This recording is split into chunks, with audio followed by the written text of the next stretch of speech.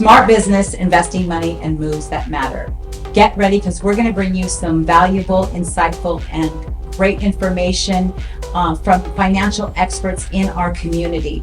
This is Smart Money Moves. I am Michelle Walker, and this is episode 1. And today I am so excited to bring you a very special guest. This is George Veater from the Veater Financial Group here in Fresno. And thank you for joining us, George. Of course, Michelle. It's great to be here. Oh, I'm so excited. Yeah. And we're going to, just jump right in and start, getting some information from you and sharing it. And so let's just go ahead and get started. Great. All right. Sounds good. I obviously want to kind of let everybody know a little bit about George Veater and Veater Sure. Financial. So tell us a little bit about your story and how you got started in this business. And I know like a lot of people have life events, or I know that when I started in my business, I had something that drove me into wanting to do this. So tell us, what was that story for you? Sure. Well, I was born and raised completely out of this atmosphere. I'm a 5th generation cattle rancher. I live on a ranch today. So I was born and raised to be a cowboy. That's all my parents did, grandparents, great-grandparents. So I really, as a young person, thought my life would always be around agriculture and some form of the cattle business or that industry. Though in a small ranch, as in small farms, my parents struggled financially just with the economics of a small model cattle business, just like small farmers do now, struggle many years, depending on commodity prices, weather cycles, etc. So when I got in my later teenage years, my father made it known to me, as well as my siblings, I'm in the middle of 5, that there wouldn't be an opportunity to stay on the ranch and work there because he and my mother were struggling. So he encouraged my siblings and myself to go elsewhere, get educations, find other things to do, and that we'd always have the ranch as a family asset in the backdrop. So that's the way it started for me. I was a rodeo athlete, still am. I was competing in high school and junior rodeos, got a scholarship to go to Fresno State to ride bucking horses and bulls at Fresno State. And I was an ag business major. And I was thinking maybe I could stay in ag, but go into more of a business orientation. In fact, I thought about maybe being an agricultural appraiser, because I'd known a few through the years, that come to the ranch for different reasons. So it's kind of what I had in my mind. But then early in my college education period, I was kind of tossed into thinking about general finance because my grandmother died and the family ranch went into probate. Those of you that know about probate, that's just court supervision over the distribution of a will. Right. And it's a legal process. And very lengthy. It's lengthy. It takes a long time, 6 years in our case, and very expensive. Years to resolve. And frustrating. My parents and my aunt went through 2 different sets of attorneys. Hardship on families. It is. So through that experience, my eyes were opened as to the penalties of not doing proper planning.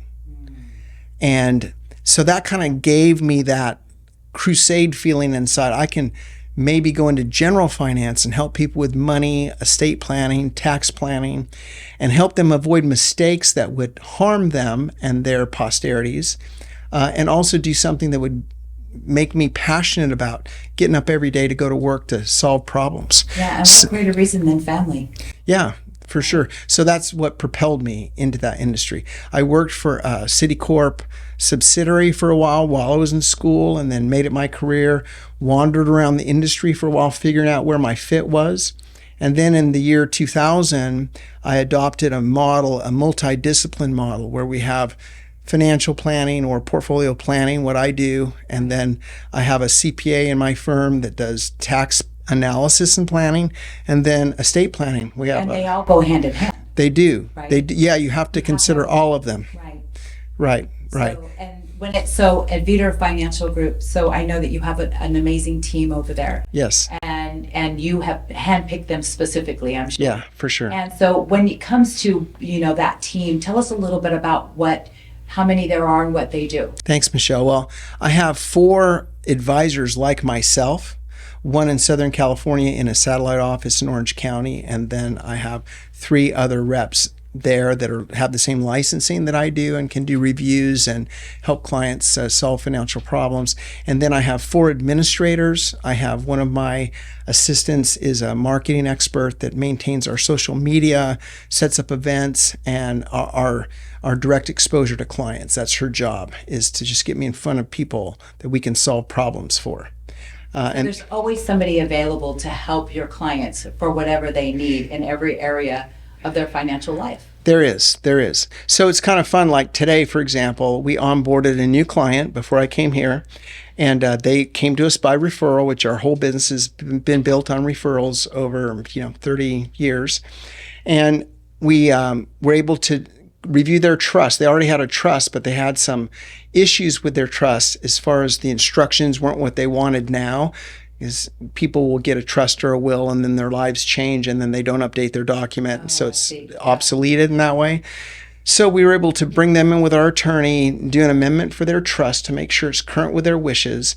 Then we were able to create their financial plan to make sure their retirement goals are funded. And then Aaron is doing, who's my CPA, he's doing a full tax analysis to make sure that they have the least tax exposure possible.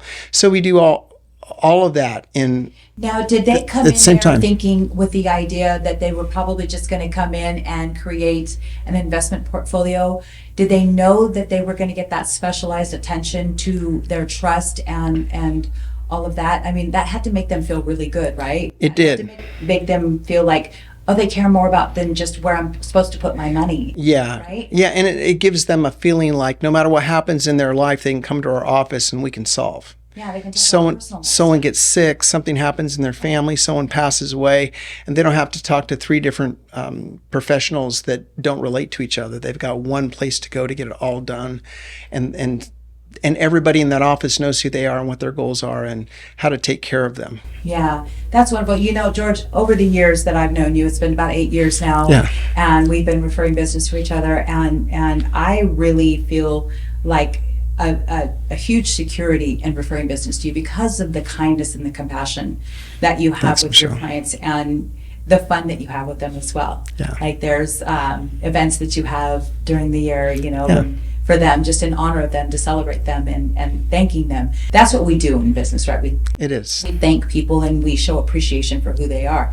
And so that's always been a very dynamic, but you're full of information, useful information and guidance. And so let's talk about a little bit about the what's going on right now. And Sure. what I want to chat about today is, of course, people want to know about general financial advice, investment strategies. We can talk about that stuff all day, but there are a few questions I'd like to ask, but we're going to get into, let's talk about like the trends and what's going on in today's Sure. market, in today's world. Sure. Let's talk about general financial questions that people would have, young or Sure. old. So like, what are some of the common mistakes, the financial mistakes that people make in their lives before really knowing what they should do as far as investing? That's a great question, Michelle. And that's really where people get off the tracks, is when they make emotional decisions. So there are 2 things that motivate us, unfortunately, as investors. Typically, just the human family.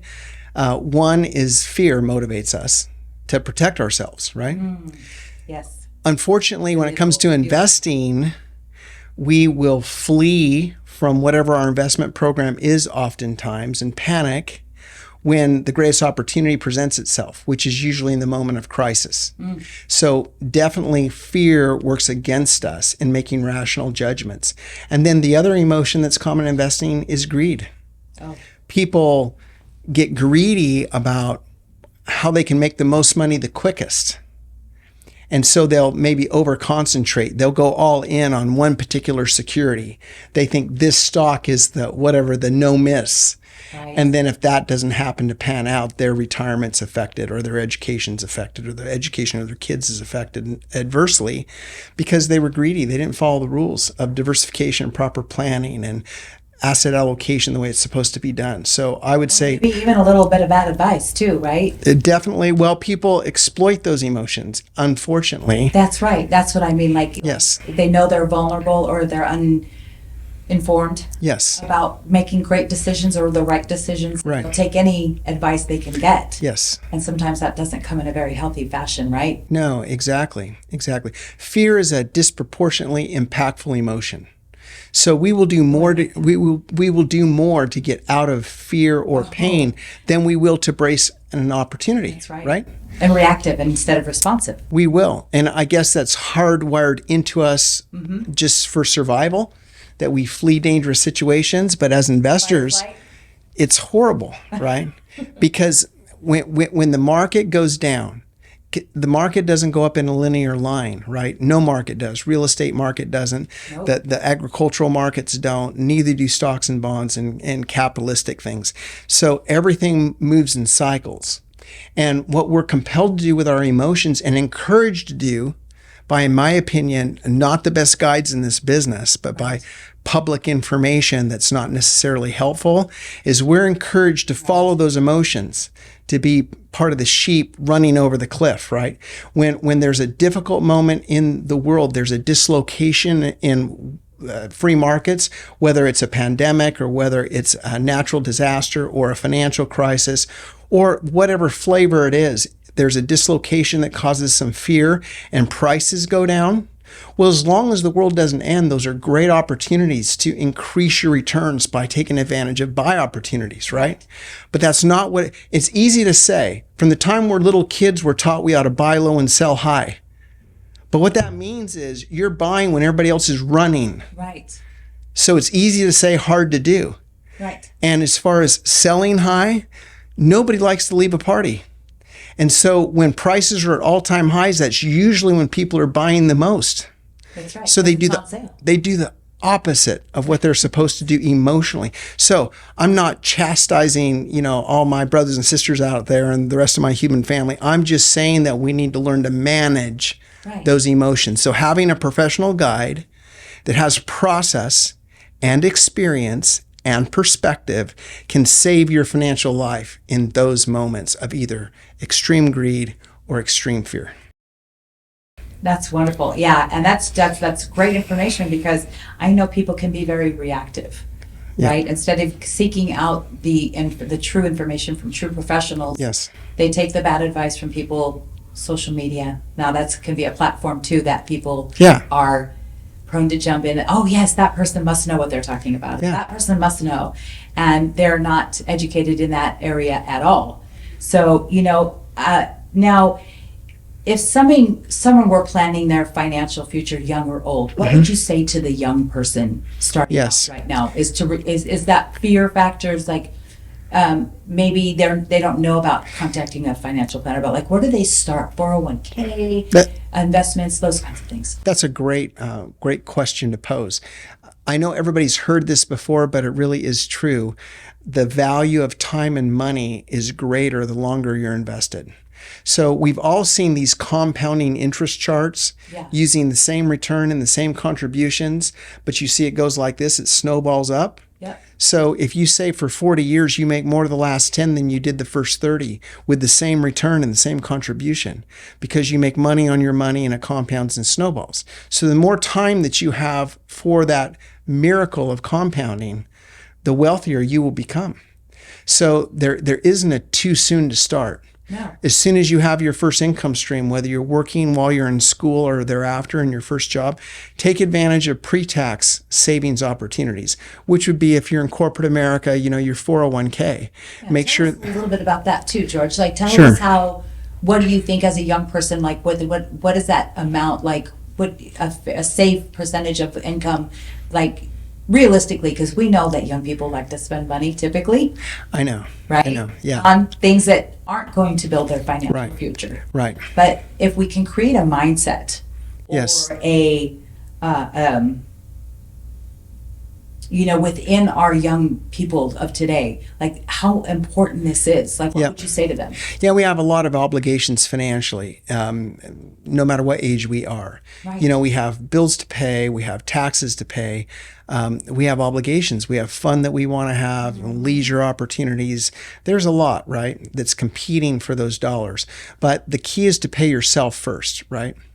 Be a little bit selfish in that way. Yeah. Pay yourself first. I tell people you can't be strong to help others until you have invested in yourself to become strong, Correct. financially, emotionally, or any other way.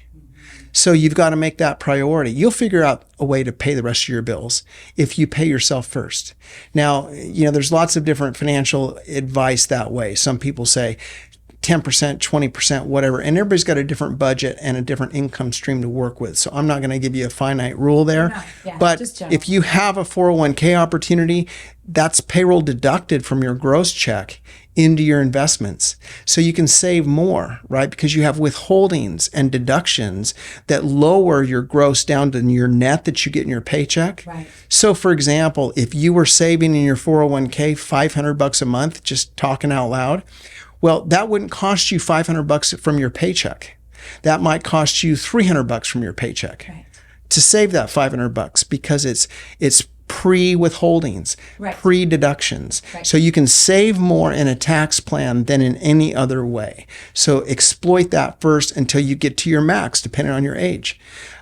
If you work for a nonprofit, you have a 403B. If you work for a civil entity, you have deferred comp 457. If you work for corporate America, you have a 401k. If you work for yourself, you can do a SEP IRA or a number of things that you can do as a self-employed person. Right. And for me, I didn't get started in my investing in my financial future until a later age because I was one of those people very young Yeah. who didn't really think about the the long term, right? Yep. And maybe have plan for my financial future young so I could have fun when I'm older. Right. And not have to work as long or the case. But it is so true that people need to prepare young. Yeah. That's the time to grind. That's the time to work. That's the time to put away. Because then you're prepping yourself for a very open door, your older self with Absolutely. with convenience Yep. of having some money put away and building that financial future. And I think that is so important to get that information out there for young people too, because it is that time. It is so important to start investing into yourself, into your financial future when you're young. Absolutely. Now, as an older person too, I'm self-employed, right? So say someone like me, self-employed, maybe a little later start getting ready to invest in IRAs. Yes. What sort of plans would you say? Yeah. For even if I wanted to put a larger piece away, start building that quickly. Sure. Well, you can always just see whatever allows you the broadest contribution level. So if you don't have a bunch of employees, it's yourself as a contractor, independent, then you can do a SEP IRA and you can put, 10 times the amount, depending on your income, that you could put into just a regular IRA. Yeah. So it just depends on your situation and what allows you the greatest contribution ability. So you can do that. And as you get older, you're over 50, you have a catch-up provision where you can put more into your 401k if that's going to apply to you, or 403b. Yeah. So you do have catch-ups. And then again, once you max out your plans, and you can just talk to your HR person to find out where your max is. And if you have a match, of course, you want to make sure you're leveraging whatever your employer matches. But then also you can save money outside those plans. Ideally, you should have pre-tax money that you've never paid taxes on that you've been using to lower your income or taxable income while you've been accumulating, and then money that you save just in ordinary investment accounts. Right. You need to have an emergency fund, just some cash on hand for that thing that comes up, so you don't have to go into debt to solve that problem. Kind of that mindset today too in this economy where they're starting to really seriously think about especially for COVID. Yeah. Where they need to have that. You do have to have some reserve. Some reserve. Right. Yeah, it's not just, but I've also seen too, what they say that credit card debt has gone up over 40%. Yeah. In the last year alone. Yeah. People are putting themselves into extreme debt. So what would you say to the person who is in a debt, to a debt consolidation kind of, sure, to manage that so they can keep themselves at a... Yeah, we'll just math it out, your unsecured debt, which would be credit card debt, is usually your costliest debt. Absolutely. and doesn't allow for any type of deduction. And so, if you can roll that into more longer term debt consolidation, I mean, again, you would just run the numbers. You could go to you, Michelle, you'd run those numbers for somebody that was looking to do that. We would do the same thing, just run the numbers. Yeah. There's been a lot of that. And I tell people, you can continue to pay 22% on a credit card, or we can roll it into something maybe longer term. Yeah. It's going to be, and that you're going to pay off in a shorter amount of time. Right. You can go ahead and double up your payments and pay that debt off a lot quicker. The interest isn't so brutal. Exactly. Yeah. Exactly. That's great advice, George. All right, George, I want to get into a subject that I know that you pay a lot of attention to, and that's the current economic trend of the market in which we are in. Yeah. And in your industry and in mine, I have to educate people on the truths in real estate and lending and this world. So tell us now a little bit about what you are dealing with and what you know to be true with people who are scared about investing, who are not sure of the market. Oh my God, this, my stocks are going to tank, and what happens in a recession, those kinds of things. So give us your insight on that. I would love to. This is like my favorite topic. Let's go. First of all, fear paralyzes people, right? It steals your life and steals your opportunities. So I have just a constant war against fear in myself. Right. And also helping other people overcome fear. The old saying, FEAR, fear, is false evidence appearing real. And that's true. It's all in our minds. Okay. That is the real. Okay, so now here's something to consider. I'll have people tell me, I want to invest my money, but I'm just scared I'm going to lose it. Well, let me just give you some facts about that. Okay, we have a lot of data about what's happened. We don't know what's going to happen tomorrow, but we do know what's in the rearview mirror financially. We know what the markets have done over, a long, long period of time. A lot of our data comes back from 1865 because that's when the New York Stock Exchange opened. So we have actual national economic data that is managed by government sources that can tell us exactly the facts of how those trends work. And I just want to mention a few things without getting too exhaustive. There has been 35 recessions since the Civil War. Okay. Wow. Yeah. 35. So they do happen and the world survived, didn't they? But here's the interesting thing. We've had 35 recessions. By the way, those of you that don't know, the definition of a recession is 2 quarters of negative growth in our economy. That's a recession. Now, there's been 35 of those since the Civil War. We have recovered 35 times to new highs. So consider that. Better is what you're telling me. What I'm telling you is that there's never a time where you're going to lose your money. Never. Unless you lose your head. Okay? The second thing is, many of you have heard that term bear market. Oh my gosh, we're in a bear market, or we're in a bull market. Yeah. Let me define that for you. Please. A bear market is a 20% drop from a high. So in 2022, when we had all the scare over interest rates and inflation, our core inflation number got over 9%. People panicked. The Fed got aggressive about raising rates, and everybody got scared and sold their stocks. So we had over a 20% drop with any of the indexes you want to talk about, the Dow or the S&P or the NASDAQ or what have you. That's a bear market. Now, we've had 11 bear markets since World War II, so they don't happen all the time. But we've recovered 11 times, right? Now, you don't have to be a ice in your veins gambler to bet on a cycle that has a positive outcome 100% of the time. We recover from every bear market. It's like winter follows the fall and spring follows the winter, and bull markets follow a bear market. Not sometimes, not most of the time, every time. Just like the sun's coming up tomorrow, just like it did this morning, okay? So that means when there is a bear market moment where things got cheap because there's fear bred into the system, and the media just exasperates that fear, right? Because fear sells. Absolutely. Those are the moments where if you want... Play on fear. It is. If you see yourself being successful financially, then you need to get bold in moments of crisis, not follow the crowd, the negative direction. And how do people typically respond when you give them that information, like your clients? It's helpful. It is, right? So I can't take the crisis away from them. No, the So they crisis come is- into me in March of 2020, and we're in a pandemic. We're all wearing masks. There's a lockdown, right? We can't leave the country right now. I mean, it's a scary moment for everybody, right? We don't really know how to process that. There's predictions that this is going to cause a brutal recession because we're going to have to shut down business, and it was politicized, right? Right. But what happened? The market went down to March and then recovered, and we ended up having a very positive, great year in 2020. The only people victimized were those that were scared by the media pundits telling them the world's going to end because of the pandemic. And those are moments, if you'd had some courage in crisis, where you would have set yourself ahead light years by investing into that moment. And that's what great people do. They embrace, they use opportunity in adversity instead of fleeing from that.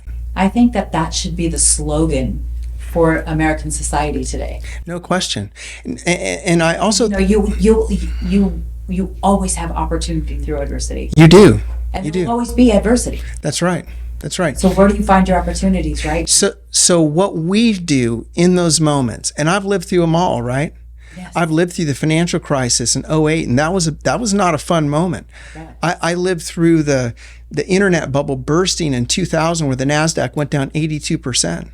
I lived through 9/11, right? When the Twin Towers, I was in this business during those moments. And then the next year, 2002, we had the Enron crisis and a huge confidence moment where nobody believed that anybody told the truth on Wall Street because of the Enron mess. There was an accounting debacle. Yes. So I've lived through, Katrina, the Gulf Wars. I've lived through whatever, Last fall, remember, we had Hamas attack Israel. And everybody thought the world was coming to the end. The market took a big downdraft. Everybody got scared for a minute. And then we just exploded back, because that's what happens. That's what we do. The whole world has an incentive to solve the problem. Yes. And so we always solve the problem. Yes. And people that didn't panic out of their positions have this moment of the greatest returns historically have always come after the scariest moments, right? So sit still. And then plug into somebody that can give you faith when you don't have it by yourself. I mean, call me. I've got perspective. I'll be able to tell you every similar situation in history that would scare people like now. And we'll walk through this, and we'll make sure we make good choices. History, the proof is in history, right? The history over time is that there is a recovery. There is a restoration of confidence. There is a believability. It's truth. It's factual. Yes. It's not a theory. Yes. It's not something that you've made up. These are actual data facts. Exactly. That you can bring to the table for people that get into those very scared moments in their life where they're thinking, oh my gosh, I'm going to lose all my money.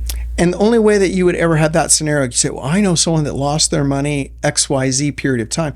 Well, then they didn't follow the rules. They obviously weren't diversified. They didn't hold their positions during the scary moment. They either bought at the high point, sold at the low point, or they loaded up on one thing that didn't work out, right? Yes. So that they did not follow rules. There's no such thing as the story that somebody lost all their money properly diversified in a portfolio model. There's no such thing. Let me give you an example. In 1929, we had the great stock market crash, right? Yes. We all know about the crash of September of 29, right? And that ushered in what we call the Great Depression up until World War II. So from the fall of 1929 until the summer of 1932, it was a moment of extreme fear. And there was a lot of recklessness on Wall Street and people that sold their stocks cheap or stocks that weren't real stocks. There was a lot of fraud on Wall Street during that time. There were people that got hurt. But what we don't hear, and we all know those stories from our history books, but we don't know what happened after that. And I want to remind you that Franklin Roosevelt was elected in 1932. Well, actually, in the fall of 31, he took office in June of 1932 is when inauguration was. Back then. And between 1932 and 1933, that 1 year period from his inauguration for the next 12 months, the Dow went up 137%. Wow. See, we don't know that. We only know the negative. Right. It's because it's easy to be negative. Cowards are negative. right? Heroes are optimistic. That's right. I told you earlier, Michelle, there's never been a statue erected for a critic or a pessimist. Never. Ever. No. Right? So stop listening to those people. They have their little moment of glory when people are scared, and then they disappear when the world rights itself. That's correct. Plug into somebody that knows where they're going. Yes. That understands the cycles, that can help you fill your gaps. Your gap being where you are versus where you want to go. Will identify and fill those gaps for you and tell you the truth. That is, I mean, you're helping me. You're helping me because I get too into it. Up in some of the fear. Sure. Yeah. You know, because that is not my area of expertise. That's why we kind of have to come to people like you, George, to get that information and to feel like we're safe. Yeah. You know, and like we're in the best hands that we could be in. For sure. And so tell me a little bit, because I've always wanted to ask you this, a little bit of a personal story. Like, has there been a specific client like that you can think of that was maybe in that situation where they were full of fear and you turned it around for them? Do you have like a personal story or a client yeah, I mean, so many, but honestly, Michelle, that's all day long during a crisis. That's all day long. People come in and they look like, so during whatever, the pandemic, or even, you know, we have short memories, but last year, 2023, the third quarter, the market was negative, and then we had the Hamas-Israel war. And if you remember, 2023, those of you that watch the news and any financial news, you'll know that everybody predicted recession last year, all year long. Goldman Sachs had a 50% probability of recession January 2023. They dropped it to 15% from 50 by September. I remember that. Okay. And it's same kind of in the food industry. They thought nobody was going to go out to eat. So even legitimate analyst communities were hyper negative. This is just last year. This isn't 10 years ago. This is last year. Yeah, and then the market exploded in November, right? We had the best November we'd had in 20 years. Because when we get over negative, here's something, if you can picture this, it's like taking a rubber ball, and the concerns of the moment are like taking that rubber ball and pushing it under the water in your pool. And the more acute the fear is, the further down you push that until the clouds start to part. And then you let go of that ball. And what does it do? It shoots back. And the further down it's gone, the faster it goes up, right? And that's the history of the stock market. Great analogy. And that's how it goes. So I'm gonna hang you in there. So specific examples, gosh, I could just talk for hours about this, but I will tell you, the average client during a moment where everything's negative on the news and their stocks are down and they're just scared, they come into me and they sit in that chair across from me in my office, and they just look like someone shot them in the guts. Yeah. You can just feel it on them, right? Yeah. And so my job is to let them know that the world is not coming to an end. I give them comparable periods of time. I show them graphs, charts, historical moments that are just like now, maybe a little different flavor, but the dynamics are the same. Sure. And I show them how to leverage the moment where they can be better than ever financially as the cycle changes, right? So my favorite part of this job is when there's a crisis moment and someone comes in scared and kind of freaked out, and they leave with confidence. Yeah, no. And then I go home. They let down their shoulders a little bit. They breathe. They let out some breaths, and they feel like, okay. And they'll always tell me. Okay. They'll always tell me, I feel much better. Yeah. And that's the reward moment in my career.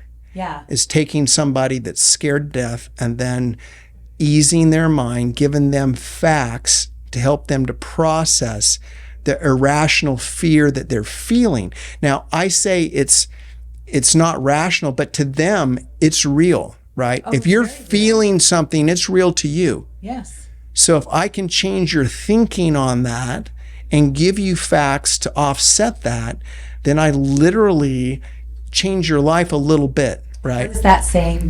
Feelings aren't facts. Right. Feelings aren't facts. When you get the facts, your feelings change. That's exactly true.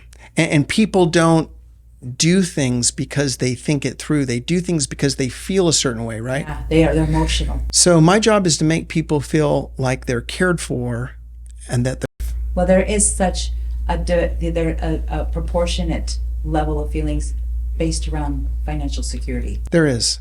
A high percentage of emotional well-being or wellness is centered. It's a big in deal. Financial security. It's a big deal. And you don't find it always centered in, relationships Right. or work.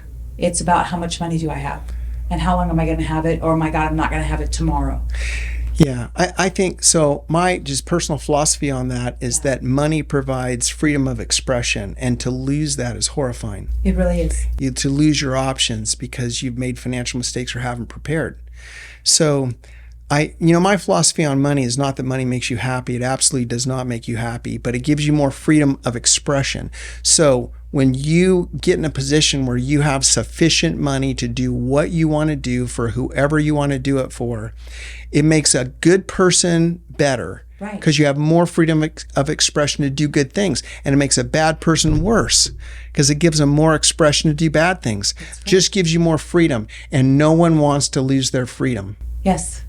So that's why we got to protect their finances. Yeah, and freedom is essential. Freedom it is. It is the cornerstone of who we are in our American society. It's why there's America, right? There's why, yeah. And try to find that a lot of other places and you won't. That's right. That's exactly right. We have to embrace and get educated on those things. And man, George, thank you so much for coming by today. You brought in just a plethora of information and insightfulness, even to me. And so I know that that's going to resonate with the audience here. And we just want to thank everybody here.